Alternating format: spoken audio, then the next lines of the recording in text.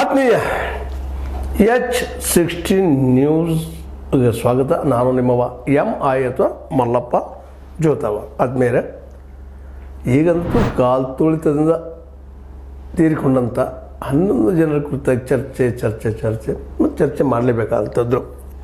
ಇದಕ್ಕೆಲ್ಲ ಕಾರಣರು ಯಾರು? ಹುಡುಕಾಟ ಶುರು ಆಗಿಬಿಟ್ಟದೆ ಕಳೆದ ಒಂದು ಆ ಘಟನೆ ನಡೆದಾಗಿನಿಂದ. ಅದಕ್ಕಾಗಿನ 4 ರೀತಿಯ ತನಿಖೆಗಳನ್ನ ಆರಂಭ ಮಾಡಿಬಿಟ್ಟಿದ್ದಾರೆ. ಆದರೂ ಇನ್ನೂ ಸುಪ್ರೀಂ ಕೋರ್ಟ್ ಗವಾಯಿ ಅವ್ರ ಕಡೆ ಮಾಡಿಸ್ಬೇಕಂತ ವಿರೋಧ ಪಕ್ಷದವ್ರು ಕೇಳ್ತಾ ಇದ್ದಾರೆ. ಬೆಂಗಳೂರು ಜಿಲ್ಲಾಧಿಕಾರಿ ಜಗದೀಶ್ ನೇತೃತ್ವದಲ್ಲಿ ಮೆಸ್ಟ್ರಿಯಲ್ಸ್ ತನಿಖೆ ಇದು ಮೊದಲನೇದು ಆದ ತಕ್ಷಣ ಘೋಷಣೆ ಮಾಡಿದಂಥದ್ದು. ನಿವೃತ್ತ ನ್ಯಾಯಮೂರ್ತಿ ಡಾಕ್ಟರ್ ಡಿ ಕುರಹ ನೇತೃತ್ವದಲ್ಲಿ ನ್ಯಾಯಾಂಗ ತನಿಖೆ ಅದರಿಂದ ಈಗ ಶುರುವಾಗಿದೆ. KSCA RCB TN ಸಂಸ್ಥೆಗಳ ವಿರುದ್ಧ CID ತನಿಖೆ. ಅದ್ರ ಮೇಲೆ ಕಬ್ಬನ್ ಪಾರ್ಕ್ ಪೊಲೀಸರ ತನಿಖೆ. ಈಗ ಇವರು ತನಿಖೆಗಳು ನಡೆಸ್ತಾ ಇದ್ದಾರೆ. ಆರಂಭ ಆಗಿದೆ ತನಿಖೆ. ಈ ಆರಂಭದ ಈ ತನಿಖೆ ಆರಂಭ ಆದ ನಂತರ ಒಂದಿಷ್ಟು ವರದಿಗಳು, ವಿಶೇಷವಾಗಿ ವಿರೋಧ ಪಕ್ಷದವರು ರಾಜೀನಾಮೆ ಕಾಲ್ ತುಳಿದ 11 ಜನ ಹೋದರು ಅಂತ ಕೇಳ್ತಾ ಇದ್ದಾರೆ. ಇನ್ನೊಂದು ಕಡೆ ಆಡಳಿತಾರೂಢ ಪಕ್ಷದವರು ಉತ್ತರ ಪ್ರದೇಶದಾಗ 56 ಜನ ಸತ್ತರು, ಕಾಲ್ ತುಳಿದ ಏನು ಮಾಡಿರಿ, ಅಲ್ಲಿಯ ಚೀಫ್ ಮಿನಿಸ್ಟರ್ ಕೊಟ್ಟರೇನು ರಾಜೀನಾಮೆ. ಕಾಶ್ಮೀರದಲ್ಲಿ 26 ಜನ ಭಯೋತ್ಪಾದನೆ ಸತ್ತರು, ಅದನ್ನು ಸೆಕ್ಯೂರಿಟಿ ಕೊಡೋಕ್ಕಾಗಿರಲ್ಲ. ಪ್ರಧಾನ ರಾಜೀನಾಮೆ ಕೊಟ್ಟರೇನು ಕೊಟ್ಟರೇನು ಇವ್ರು ಕೇಳ್ತಾ ಇದ್ದಾರೆ. ಒಂದು ಕಡೆ BJP, ಇನ್ನೊಂದು ಕಡೆ ಕಾಂಗ್ರೆಸ್, ಇವರು ಒಬ್ಬರು ರಾಜೀನಾಮೆ ಕೊಡಿಸೋಕೆ ಪ್ರಯತ್ನಿಸಿದ್ದಾರೆ. ಈಗ ಅಧಿವೇಶನ ಕರಿಬೇಕಂತೂ ನಮ್ಮ ಏನಪ್ಪ ಅಂತಂದರೆ ವಿರೋಧ ಪಕ್ಷ ಕೇಳ್ತಾ ಇದ್ದಾರೆ. ಚರ್ಚೆ ಕರೀರಿ ಅಂತೇಳಿ ನಾವು ರೆಡಿ ರೀ ಅಂತ ಅವರು ಹೇಳ್ತಾ ಇದ್ದಾರೆ. ಹೀಗಾಗಿ ಅದೇನಿರಲಿ, ಇವೆಲ್ಲದರಲ್ಲಿ ಒಂದಿಷ್ಟು ಹಂಗೆ ಸುಮ್ಮನೆ ಜಸ್ಟ್ ಕ್ಲಾಸ್ ಮಾಡೋಣ. ಈ ಘಟನೆ ಆಗೋದಕ್ಕೆ ಕಾರಣರು ಯಾರು? ಮುಖ್ಯಮಂತ್ರಿನ, ಉಪಮುಖ್ಯಮಂತ್ರಿನ, ಜನನ, ಆ ಸ್ಟೇಡಿಯಮ್ಮ ಅಥವಾ ವಿಧಾನಸೌಧದ ಕಷ್ಟೇನ, ಪೊಲೀಸ್ ಆಯುಕ್ತರನ, ಅವರ ಕಾರ್ಯದರ್ಶಿನ, ಯಾರು ಇವರೆಲ್ಲ ಮೀರಿದ ಜನನ ಅಂತೇಳಿ ಆ ನೆಲೆಯಲ್ಲೇ ಲೋಪ ಯಾರು ತಪ್ಪು ಯಾರ್ದಾಗಿತ್ತು ಸ್ವಲ್ಪ ಹಾಗೆ ಜಸ್ಟ್ ಗ್ಲಾನ್ಸ್ ಮಾಡೋಕ್ಕೆ ಪ್ರಯತ್ನ ಮಾಡೋಣ.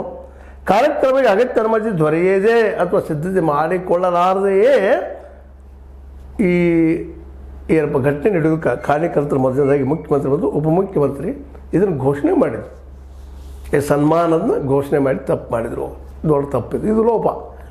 ಅದರ ನಂತರದಲ್ಲೇ ಆಟಗಾರರನ್ನು ಸ್ವಾಗತ ಮಾಡೋದಕ್ಕಾಗಿ HAL ವಿಮಾನ ನಿಲ್ದಾಣವರೆಗೆ ಉಪಮುಖ್ಯಮಂತ್ರಿ ತೆರಳಿ ಇಡೀ ಬೆಳವಣಿಗೆ ಸುದ್ದಿವಾಹಿನಿಗಳ ಮೂಲಕ ನೇರ ಪ್ರಸಾರಕ್ಕೆ ಆಸ್ಪದ ನೀಡಿದ್ದು.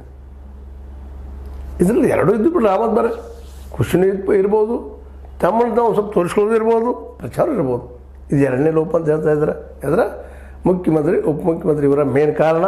ಅದರ ನಂತರ ಲಕ್ಷಾಂತರ ಜನ ಸೇರಿದ್ದರೂ ಭದ್ರತೆ ಹೆಚ್ಚಿಸಲು ಅಥವಾ ಕಾರ್ಯಕ್ರಮದಲ್ಲಿ ಬದಲಾವಣೆ ಮಾಡಿಕೊಳ್ಳಲು ಕ್ರಮ ತೆಗೆದುಕೊಳ್ಳೋದೇ ಇದು. ಭಾಳ ಜನ ಬರೋದು ಗೊತ್ತಾಗಿಯೂ ಬೇರೆ ಕಡೆ ಚೇಂಜ್ ಮಾಡಬೇಕಾಗಿತ್ತು, ಪ್ಲೇಸ ಮಾಡಲಿಲ್ಲ. ಅದು ಒಂದು ದೊಡ್ಡ ಕಾರಣ, ಲೋಪ. ಇನ್ನು ಅದಕ್ಕಿಂತ ಮುಖ್ಯ ಅಂದ್ರೆ ಸಮಾರಂಭಕ್ಕೆ ಪೊಲೀಸರಿಂದ ಪೂರ್ವ ಸಿದ್ಧತೆ ಆಗಿರಲಿಲ್ಲ. ಪೊಲೀಸರು ಸಿದ್ಧ ಆಗಿರಲಿಲ್ಲ. ಅದಕ್ಕೆ ಅವ್ರು ಬೇಡ ಅಂತ ಹೇಳಿದರು, ಬೇಡಪ್ಪ ಇದು ಅಂತೇಳಿ. ವಿಧಾನಸೌಧ ಹಾಗೂ ಕ್ರೀಡಾಂಗಣದ ಬಳಿ 2.5 ಲಕ್ಷಕ್ಕೂ ಹೆಚ್ಚು ಜನ ಸೇರಿದ್ದರು. ಆದರೆ ಎರಡೂ ಕಡೆ ಇದ್ದ ಸಿಬ್ಬಂದಿ ಕೇವಲ 1318 ಮಾತ್ರ. ಹೆಚ್ಚು ಮಾಡಬೇಕಾಯ್ತು, ಪೊಲೀಸರು ಮಾಡಲಿಲ್ಲ. ಅವ್ರ ತಪ್ಪ, ಲೋಪ. ಜನರು ರಸ್ತೆಗೆ ಇಳಿಯುವುದನ್ನು ತಡೆಯಲು ಮತ್ತು ಸರತಿಯಲ್ಲಿ ನಿಲ್ಲುವಂತೆ ಮಾಡಲು ಎಲ್ಲೆಡೆ ಬ್ಯಾರಿಕೇಡ್ ಹಾಕಿರಲಿಲ್ಲ. ಬ್ಯಾರಿಕೇಡ್ ಹಾಕಬೇಕಾಯ್ತು, ಪೊಲೀಸರು ಅದನ್ನು ಹಾಕಿರಲಿಲ್ಲ. ಅಲ್ಲೆಲ್ಲ ನಿಲ್ಲಿಸ್ಬೇಕಾಯ್ತು, ಜನರು ನಿಲ್ಲಿಸಲಿಲ್ಲ. ಇದು ತಪ್ಪನ ಅನ್ನೋಂಥ ಮಾತನ್ನು ಹೇಳ್ತಾ ಇದ್ದಾರೆ. ತರಬೇತಿ ಹಂತದಲ್ಲಿದ್ದ ಸಿಬ್ಬಂದಿಯನ್ನೇ ಹೆಚ್ಚಿನ ಸಂಖ್ಯೆಯಲ್ಲಿ ಕ್ರೀಡಾಂಗಣದ ಬಳಿ ನಿಯೋಜನೆ ಮಾಡಲಾಗಿತ್ತು. ಇದರೊಳಗೆ ಒಂದಿಷ್ಟು ಮಂದಿ ಸೇರಿಸಿ ಅದು ತಡೆಯುವಂಥ ಪ್ರಯತ್ನ ಮಾಡಿದರು. ಅಷ್ಟೇ ಬಿಟ್ಟು ಮತ್ತೇನಿಲ್ಲ. ಹೀಗಾಗಿ ಇದು ಸಹಿತ ಕಾರಣ. ಸರ್ಕಾರ ಮತ್ತು ಸಂಬಂಧಿತ ಪ್ರಾಧಿಕಾರಗಳಿಂದ ಅನುಮತಿ ದೊರೆಯುವ ಮುನ್ನವೇ ಮೆರವಣಿಗೆ ವಿಜಯೋತ್ಸವ ಕಾರ್ಯಕ್ರಮ ಘೋಷಿಸಿದ್ದು. ಸರ್ಕಾರ ಮತ್ತು ಸಂಬಂಧಿತ ಪ್ರಾಧಿಕಾರಗಳಿಂದ ಅನುಮತಿ ಪತ್ರ ಪಡೆದು ಮಾಡಬೇಕಾಯ್ತು. ಮಾಡಲಿಲ್ಲ, ಶುರು ಮಾಡಿದರು. ಎಲ್ಲಿ ನೋಡೋದು ದುಮಿಡಿ ಶುರು ಆಗಿಬಿಡ್ತು. ಕ್ರೀಡಾಂಗಣದಲ್ಲಿ ಆಯೋಜಿಸಿದ ಕಾರ್ಯಕ್ರಮದಲ್ಲಿ ಭಾಗವಹಿಸಲು ಎಷ್ಟು ಜನಕ್ಕೆ ಅವಕಾಶವಿದೆ ಎಂದು ಬಹಿರಂಗಪಡಿಸದೇ ಇದ್ದದ್ದು. ಎಷ್ಟು ಜನ ಹಿಡಿಬೋದಪ್ಪ ಕ್ರೀಡಾಂಗಣದಲ್ಲೇ ಇರೋದು? 53,000 ಜನರಿಗೆ ಕೊಡುವಂಥದ್ದು. ಲಕ್ಷಕ್ಕೆ ಬಂದಾಗ ಹಿಡಿಬೇಕು. ಫ್ರೀ ಪಾಸ್ ಅಂತಿದ್ದು ಮತ್ತೊಂದು ತಪ್ಪು. ಇದರಲ್ಲಿ ತಪ್ಪುಗಳಿವೆಲ್ಲ. ಒಬ್ಬರು ಇಬ್ಬರು ತಪ್ಪು ಮಾಡಿದವರು. ಈ ರೀತಿಯಾಗಿ ಮುಂದೆ ಕರ್ನಾಟಕದಲ್ಲಿ ಆಯೋಜಿಸಿದ ಕಾರ್ಯಕ್ರಮದಲ್ಲಿ ಭಾಗವಹಿಸಲು ಎಷ್ಟು ಜನಕ್ಕೆ ಅವಕಾಶವಿದೆ ಎಂದು ಬಹಿರಂಗಪಡಿಸುತ್ತಿದ್ದು, ಕರ್ನಾಟಕ ಪ್ರವೇಶಕ್ಕೆ ಉಚಿತ ಪಾಸ್ ಎಂದು ಘೋಷಿಸಿದ್ದು ಮತ್ತು ನೋಂದಣಿ ಲಿಂಕ್ ಕೆಲಸ ಮಾಡದೇ ಇದ್ದಿದ್ದು. ಉಚಿತ ಪಾಸ್ ಎಲ್ಲರಂತ ಈ ಅಂತ ಊರಲ್ಲಿದ್ದಂಥ ಬೆಂಗಳೂರಿದ್ದ ಜನ ಒಂದು ಕಡೆ ಕೂಡುವಂಥದ್ದು ಆಗಿಬಿಡ್ತು. ಮತ್ತು ಅದ್ರ ಜೊತೆಗೆ ಈ ನೋಂದಣಿ ಲಿಂಕ್ ಕೆಲಸ ಮಾಡದೇ ಇದ್ದಿದ್ದು. ಗೃಹ ಸಚಿವ ಜಿ ಪರಮೇಶ್ವರ್ ಅವರು ತೆರೆದ ವಾಹನದಲ್ಲಿ ಆಟಗಾರರ ಮೆರವಣಿಗೆ ಅವಕಾಶ ನೀಡುವುದಿಲ್ಲ ಎಂದು ಖಚಿತಪಡಿಸಿದ ನಂತರ ಅವರ ವಿರುದ್ಧ ಸಾಮಾಜಿಕ ಜಾಲತಾಣದಲ್ಲಿ ಆಕ್ಷೇಪಣೆ ವ್ಯಕ್ತಪಡಿಸಿದ್ದು. ಇದು ಸಾರ್ವಜನಿಕ ಕಾರಣ ಇಲ್ಲ, ಸಾರ್ವಜನಿಕವಾಗಿ ನಾವು ಮೆರವಣಿಗೆ ಇಲ್ಲ ಅಂದಾಗ ಮೂಲ ಆಗಬೇಕಾಯಿತು. ಇದು ಯಾಕೆ ಅದು ಟ್ರೋಲ್ ಮಾಡಲಿಕ್ಕೆ ಇದ್ದರು. ನಮ್ಮ ಜನ ಮಾಡಿಸ್ಬೇಕಾಗಿತ್ತು, ನಾವು ನೋಡ್ತಿದ್ವಿ ಅವ್ರು ಗೆದ್ದವ್ರನ್ನಂತೇಳಿ. ಜನನೂ ಕಾರಣ ಅಂತ ಈಗಲೇ ಹೇಳ್ತಿಲ್ಲ ಆರಂಭದಲ್ಲಿ, ಅವರು ಕಾರಣ. ಮೆರವಣಿಗೆಗೆ ಅವಕಾಶ ನೀಡಬೇಕು ಎಂದು ಒತ್ತಾಯಿಸಿ ಎಕ್ಸ್ನಲ್ಲಿ ಪೋಸ್ಟ್ ಹಾಕಿದ್ದು. ಇದೇ ಕಾಲಕ್ಕೆ ಜನ ಇದು ಮಾಡಬೇಕು. ಇದಕ್ಕೆ ಹೆಚ್ಚಿನವರ ಇವತ್ತು ಬಿ ಜೆ ಪಿಯವರು ಏನು ಈ ಒಂದು ವಿರೋಧ ಮಾಡ್ತಾ ಇದ್ದಾರ, ಅವರು ಸಹ ಒತ್ತಾಯ ಮಾಡಿದ್ದಾರೆ ಈ ಕಾರ್ಯಕ್ರಮ ಆಗಲಿ ಆಯೋಜಿಸ್ಬೇಕು, ಇದನ್ನು ಸನ್ಮಾನ ಮಾಡಬೇಕಂತ ಸ್ವತಃ ಮುಖ್ಯಮಂತ್ರಿಗಳು ತೋರಿಸಿದವರು, ಲೆಟರನ್ನು ತೋರಿಸಿದಾರ. ಅಂದ್ರೆ ಇವರು ಬಿ ಜೆ ಪಿಗರು ಕಾರಣ, ವಿರೋಧ ಪಕ್ಷದವರು ಇವತ್ತಿನ ಟೀಕೆ ಮಾಡ್ತಾ ಇದ್ದಾರೆ, ಇವರು ಕಾರಣ. ಮುಂದೆ ಮೆರವಣಿಗೆ ಅವಕಾಶ ನೀಡಬೇಕು ಎಂದು ಒತ್ತಾಯ ಸೆಕ್ಷನ್ ಪೋಸ್ಟ್ ಹಾಕಿದ್ದು. ಆಟಗಾರರು ಎಲ್ಲಿ ಬಂದಿಳಿದರು, ಯಾವ ಹಾದಿಯಲ್ಲಿದ್ದಾರೆ, ಎಲ್ಲಿ ಕೂತಿದ್ದಾರೆ ಎಂದು ಹಲವರು ಸಾಮಾಜಿಕ ಜಾಲತಾಣಗಳಲ್ಲಿ ವಿಡಿಯೋಗಳನ್ನು ಹಾಕಿದ್ದು. ವಿಡಿಯೋಗಳನ್ನು ಬಿಟ್ಟಿದ್ದಾಗ ಜಾಲತಾಣದಾಗ ನಮ್ಮಲ್ಲಿ ನೆಟ್ದೊಳಗೆ ಇಲ್ಲಿ ಬಂದರು ಅಲ್ಲಿ ಹೋದರು ಕಾಮೆಂಟ್ರಿ, ರನ್ನಿಂಗ್ ಕಾಮೆಂಟ್ರಿ. ಉಚಿತ ಪಾಸ್ಗೆ ನೋಂದಣಿ ಮಾಡಿಕೊಳ್ಳಲಾಗದ ಎಲ್ಲರೂ ಕ್ರೀಡಾಂಗಣ ಅಂತ ದೇಶ ಬಂದಿದ್ದು. ಉಚಿತ ಪಾಸ್ ಯಾರು ಮಾಡ್ಕೊಂಡಿಲ್ಲ ಅವರೆಲ್ಲರೂ ಇತ್ತ ಬಂದುಬಿಟ್ರೆ ಬರೋದೇ. ಇವೆಲ್ಲರೂ ಕಾರಣ. ಒಟ್ಟಾರೆ ಹೇಳೋದಪ್ಪ ಅಂದ್ರೆ ಆತುರದ ಆಯೋಜನೆ ತಂದ ಆಪತ್ತು. ಆತುರದ ಗಡಿಬಿಡಿ ಮಾಡಿದ್ದೆ ಎಲ್ಲ ಕಾರಣ. ಅಂದರೆ ಎಲ್ಲರೂ ಕಾರಣ ಅಂತ. ಅದಕ್ಕೆ 4 ತನಿಖೆಗಳು ನಡೆದವ. ಆ ತನಿಖೆಗಳು ಏನಾಗ್ತದೆ ನೋಡೋಕೆ ಬರ್ತದೆ. ಹೀಗಾಗಿ ನಮ್ಮ ಸಿದ್ದರಾಮಯ್ಯರಿಗೆ ಹೇಳ್ತಾ ಇದ್ದಾರೆ, ಸರ್ಕಾರದೇನೂ ತಪ್ಪಿಲ್ಲ, ಮತ್ತು ಇವೆಲ್ಲ ಆಗಿದ್ದೀರಿ ಇವು ತಪ್ಪು ಸರ್ಕಾರದಿಲ್ಲ. 4 ತನಿಖೆಯನ್ನು ಯಾಕೆ ಮಾಡಿಸಿದ್ರಿ ಅಂತ ಪ್ರಶ್ನೆ ಮಾಡ್ತಾಯಿದ್ರು ವಿರೋಧ ಪಕ್ಷದವರು. ಮತ್ತು ವಿರೋಧ ಪಕ್ಷದವರು ಸ್ವತಃ ಇದನ್ನು ಮಾಡಿರಿಪ್ಪ ಅಂತೇಳಿ ಲೆಟ್ರ್ ಕಳಿಸಿದ್ದಾರೆ. ಆ ಲೆಟ್ರ್ ಪ್ರದರ್ಶನ ಮಾಡ್ತಾಯಿದ್ದಾರೆ. ಅಂದ್ರೆ ನಮ್ಮ ತಪ್ಪು ಅಲ್ಲ, ವಿರೋಧ ಪಕ್ಷದವ್ರದ್ದು ನಮ್ಮ ತಪ್ಪಲ್ಲ, ಆಡಳಿತ ಪಕ್ಷದವ್ರದ್ದು ನಮ್ಮ ತಪ್ಪಲ್ಲ, ಜನ ಅಂತಾರೆ ನಮ್ಮ ತಪ್ಪಲ್ಲ, ಉಪಮುಖ್ಯಮಂತ್ರಿ ಅಂತಾರೆ ನಮ್ಮ ತಪ್ಪಲ್ಲ, ಮುಂದೆ ಅದಕ್ಕೆ ಅಲ್ಲಿ RCB ನಮ್ಮ ತಪ್ಪಲ್ಲ, RCB ಅವರು, ಅದು ಕ್ರಿಕೆಟ್ ಬೋರ್ಡ್ದವರು ಅವ್ರು ನಮ್ಮ ತಪ್ಪಲ್ಲ. ಅವ್ರು ಯಾರು ತಪ್ಪಿದೆ? ಹೋಗಿ ಬಿದ್ದು ಸತ್ತ ನಾವೇ ಸಾಹಿತ್ಯ ಬಂದಿದ್ದು ಜನರದ ಅನ್ನೋದು ಇವತ್ತು ದೊಡ್ಡ ಪ್ರಶ್ನೆ ಆಗ್ಯದ. ಅದಕ್ಕಾಗಿ ಅದೇನೂ ಇರಲಿ, ಈಗ ನಮಗೆ ಅಧಿವೇಶನ ಕರೀರಿ ಎಂದು ನಮ್ಮ ವಿರೋಧ ಪಕ್ಷದ ನಾಯಕರು ಬೆನ್ನ ಹಚ್ಚಿದ್ದಾರೆ.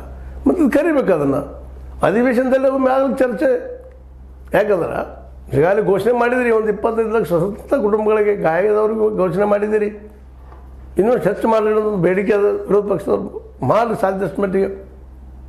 ಅಂದರೆ ಹೇಳೋದು ಏನಪ್ಪ ಅಂದ್ರೆ ತಪ್ಪು ಎಲ್ಲರದು ಆಗ್ಯದ, ಒಬ್ಬರದಲ್ಲ. ಅದಕ್ಕೆ ಯಾರು ರಾಜೀನಾಮೆಗೆ ಏನು ಉಪಯೋಗ ಇಲ್ಲ. ಇವರು ಕಾಂಗ್ರೆಸ್ಸಿಗೆ ಇವತ್ತು ರಾಜೀನಾಮೆ ಬೆನ್ನ ಹಚ್ಚಿದ್ರೆ ಅವರು ಮೋದಿಯವರಿಗೆ ಮತ್ತು ಉತ್ತರ ಪ್ರದೇಶ ಮುಖ್ಯಮಂತ್ರಿ ಅವ್ರಿಗೆ ಬೆನ್ನ ಹತ್ತಾರೆ. ಇದರ ಅರ್ಥ ಏನಪ್ಪ ಅಂದರೆ ಕೇಸ್ ಮುಚ್ಚಿ ಹೋಗ್ಬಿಡುತ್ತಂತ ಇಬ್ಬರು ಗದ್ದಲ. ಇವ್ರು ತೋರಿಸ್ರಿ, ಅವ್ರು ತೋರಿಸ್ರಿ, ಜನ ಮರೆತು ಬಿಡ್ತಾರೆ. ಒಂದು 4 ಬೈತಾರೆ ಅಂತಾರೆ, ಸಂಕಟ ಮಾಡ್ಕೋತಾರೆ. ಮಕ್ಕಳನ್ನ ಕಳ್ಕೊಳ್ಳೋಂಥವ್ರಂತ ಪಾಪ ದಿನನಿತ್ಯರೋದನ ಅದು ಹೇಳಲಿಕ್ಕೆ ಆಗೋದಿಲ್ಲ.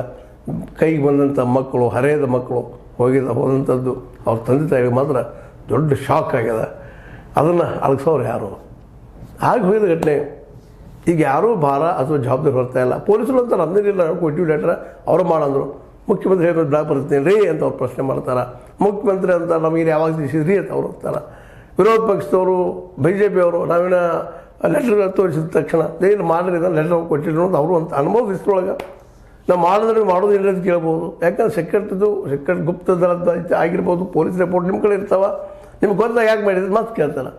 ಒಟ್ಟಾರೆಯಾಗಿ ಈ ಒಂದು ಕಾಲ್ತುಳಿತದ ಸಾವಿನ ಪ್ರಕರಣ ಇವತ್ತು ನಿರಂತರವಾಗಿ ನಿಧಾನಕ್ಕೆ ಮುಚ್ಚೋಗು ಎಲ್ಲ ಒಂದು ಅವಕಾಶ ಪಡಿತಾ ಇದೆ. ಆದರೂ 4 ಕಡೆ ತನಿಖೆ ಮಾಡಲಿಕ್ಕೆ ಹಚ್ಚಿದ ಸಿದ್ದರಾಮಯ್ಯನವರು ಅದು ಏನಾಗ್ತದೆ ನೋಡೋಣ ಅಂತ ಹೇಳ್ತಾ, ಒಟ್ಟಾರೆಯಾಗಿ ಗಡಿಬಿಡಿ ನಮ್ಮನ್ನು ಜೀವಕ್ಕೆ ಹೋಗೋದು ತಳೀತು. ಗಡಿಬಿಡಿ ಮಾಡದ ಸಮಾಧಾನದಲ್ಲಿ ಯಾವುದೇ ವ್ಯವಹಾರ ಮಾಡಿದರೂ ಆಗ್ತತಿ ಅನ್ನೋದೊಂದು ಅನುಭವದ ಮಾತು. ಆ ದಿಸೆಯಲ್ಲೇ ಎಲ್ಲರೂ ಹಿಡಿದಿದ್ದಾರೆ. ಮುಖ್ಯಮಂತ್ರಿಯಿಂದ ಹಿಡ್ಕೊಂಡು ಜನಸಾಮಾನ್ಯರಿಗೆ ಎಲ್ಲರೂ ತಪ್ಪು ಮಾಡಿದ್ದಾರೆ. ಅದಕ್ಕೆ ಶಿಕ್ಷೆಯಂತೆ ಆಗ್ಯದ ನೈಸರ್ಗಿಕವಾಗಿ. ಇನ್ನು ಇಂಥ ಶಿಕ್ಷೆಗಳು, ಪೆಟ್ಟುಗಳು, ಸಾವುಗಳು ಬರೋದಂಗೆ ನೋಡ್ಕೋಬೇಕಾಗಿದ್ದು ಹಾಲಿ ಸರ್ಕಾರದ, ಇನ್ನು ಮುಂಬರುವ ಸರ್ಕಾರದ ಕರ್ತವ್ಯ. ಇದು ಇಂಥವು ಆಗದಂಗೆ ನೋಡ್ಕೊಂಡು ಹೋಗುವಂಥದ್ದು. ಆದಮೇಲೆ ನಾವು ಪರಿಹಾರ ಘೋಷಣೆ ಮಾಡಿದ್ದು ಆಗ ನೋಡೋದು ಭಾಳ ಯೋಗ್ಯ. ಯಾಕೆ ಬಂದ್ರೆ ರೋಗ ಆದಮೇಲೆ ಔಷಧ ಕೊಡೋದ್ರಿಂದ ರೋಗ ಬರದಂಗೆ ನೋಡ್ಕೊಂಡು ಹೋಗೋದು ಭಾಳ ಬೆಸ್ಟ್ ಅಂತ ಹೇಳ್ತಾ, ಇದು ನಿಮ್ಗೆ ಲೈಕ್ ಆಗಿರ್ಬೋದು. ಲೈಕ್ ಮಾಡಿ, ಶೇರ್ ಮಾಡಿ, ಕಮೆಂಟ್ ಮಾಡಿ, ಜೊತೆಗೆ ಸಬ್ಸ್ಕ್ರೈಬ್ ಆಗೋದು ನಿಲ್ಲಿಸಬೇಡ್ರಿ. H16 ನ್ಯೂಸ್ ಅರ್ಥ ಸೀತಾರಾಮ್ ಇದು ಸತ್ಯದ ಕೈಗಳಲ್ಲಿ ವಂದನೆಗಳು.